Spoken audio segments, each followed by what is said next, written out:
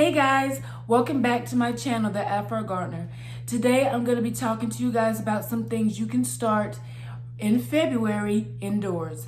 Let's get into it. I dream of you, and can I help it if I dream of you every night? Dream of you, and can I help it if I dream of you every night? Dream of you, and can I help it if I dream of you? So like I said, I'm going to be talking to you guys about some plants that you can go ahead and get started right now so they'll be ready for whenever it warms up outside. The first group of plants I want to talk to you guys about are brassicas. Brassicas are plants that are able to withstand frost and do really well in cold temperatures. Things like spinach, kale, cabbage, Brussels sprouts. Those are all things that you can go ahead and get started right now. You can start these in a bottle using the water bottle method. I do have some that I've started outside. You can grow them in a windowsill, or you can grow them under some grow lights if you have it set up like that already.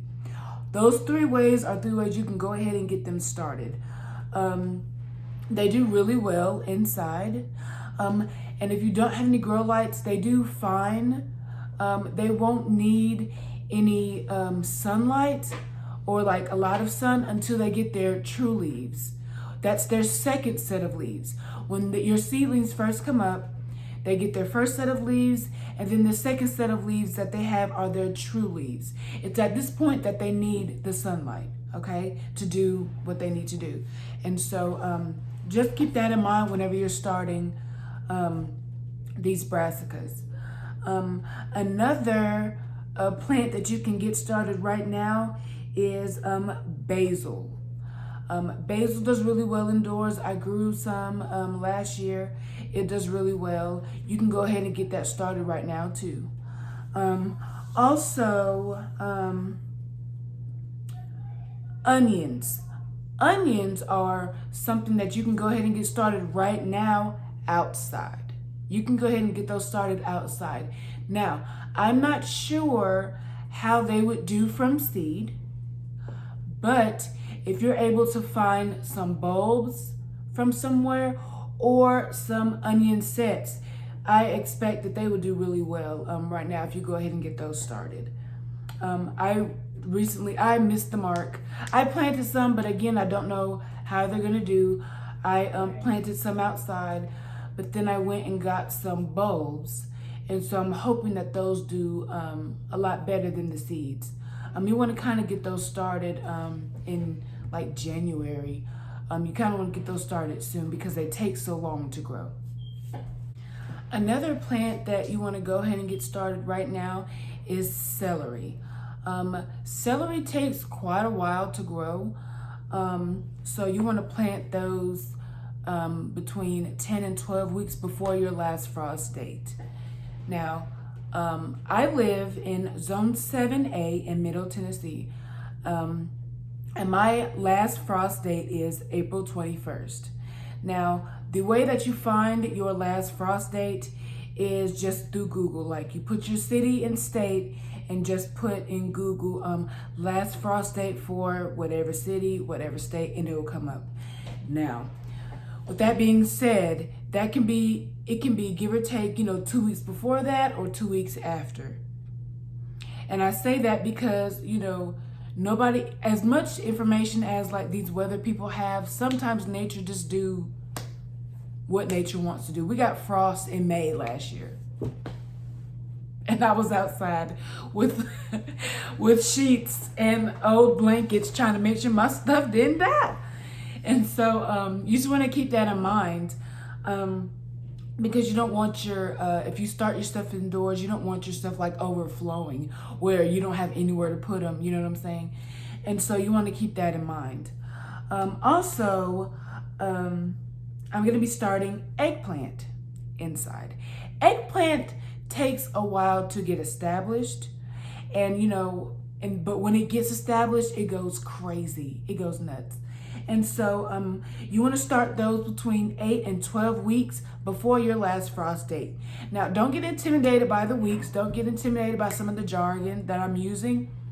All you have to do is, like I said, is find out your last frost date. Whatever seeds that you have, if it says however many weeks before your last frost date, you just got to find out what your last frost date is and count backwards. 8, 12, 10, whatever it says on your packet, that's all it is.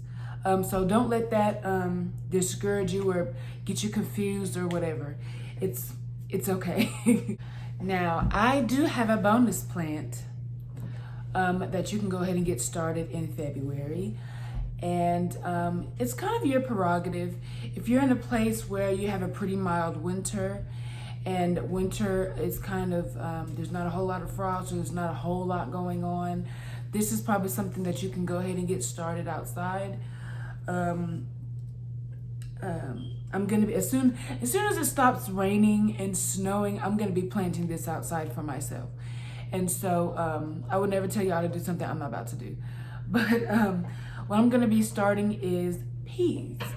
Now, peas do really well when it gets cold.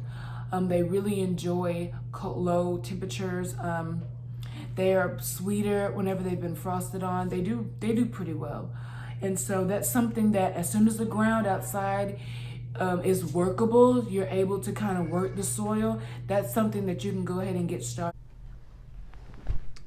Oops, I just messed up my camera. Y'all see that? Now, I cannot forget about the flowers. There are some flowers that you can go ahead and get started right now that are frost hardy. Those are poppies, which need to be stratified. Yeah, I talked about that in one of my other videos. Poppies, chamomile, and calendula. All three of those are good for cold weather.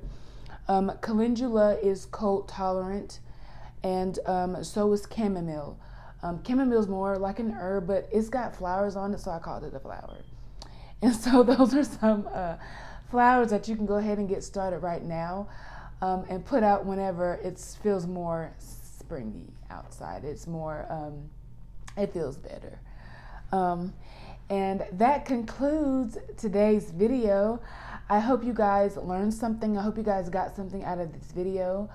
As always, like, share, and subscribe to my channel. I love you guys, and I'll see you later. Bye.